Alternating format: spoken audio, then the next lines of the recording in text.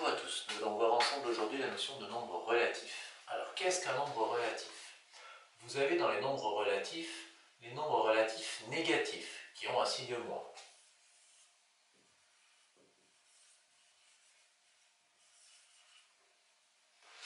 Vous avez les nombres relatifs positifs avec un signe plus. Jusqu'à là c'est pas très compliqué, les positifs avec un signe plus, les négatifs avec un signe moins.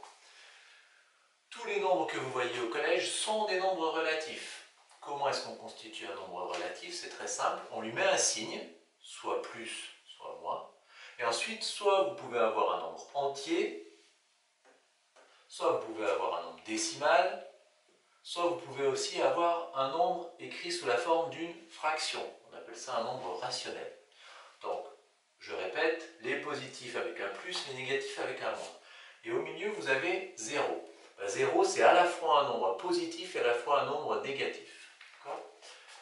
Dernière petite chose sur les nombres positifs. Depuis longtemps, vous savez compter, et quand vous comptez 0, 1, 2, 3, 4, 5, 6, et vous ne comptez pas en disant 0, plus 1, plus 2, plus 3, plus 4. Ça veut dire que tous les nombres positifs peuvent s'écrire sans leur signe. Ça veut dire qu'ici, je pourrais très bien écrire 2, 0,1, 3 sur 4, 2000 ou 45,802. Donc, il y a plusieurs exemples dans la vie de tous les jours où on utilise des nombres relatifs. Premier exemple, l'exemple des thermomètres. Vous avez sur votre droite une illustration où il y a deux thermomètres de dessinée.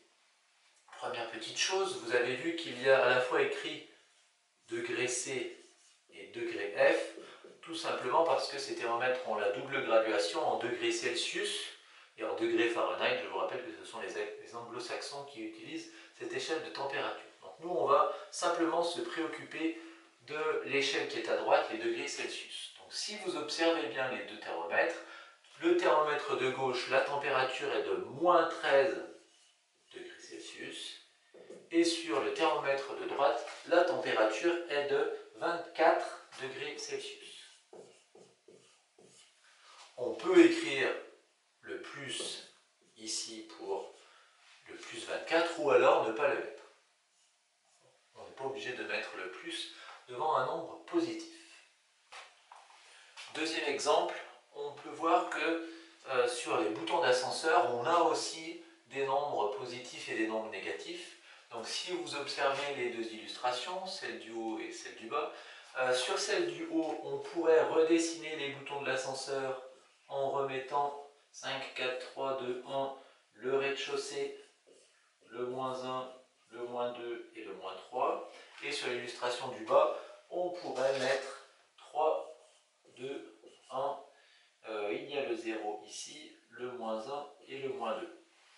Donc, comme je le disais au-dessus avec les températures, on constate que les nombres positifs ne sont pas écrits avec leur signe plus. Par contre, on n'oublie pas le signe moins sur les nombres négatifs. Et on constate ici, par exemple, que le niveau du rez-de-chaussée peut être assimilé au 0. Troisième exemple. On peut repérer des nombres relatifs dans les relevés de compte. Alors, tous les relevés de compte ne sont pas exactement comme celui qui est sur votre droite. Dans tous les cas, vous avez toujours une colonne avec les crédits et une colonne avec les débits.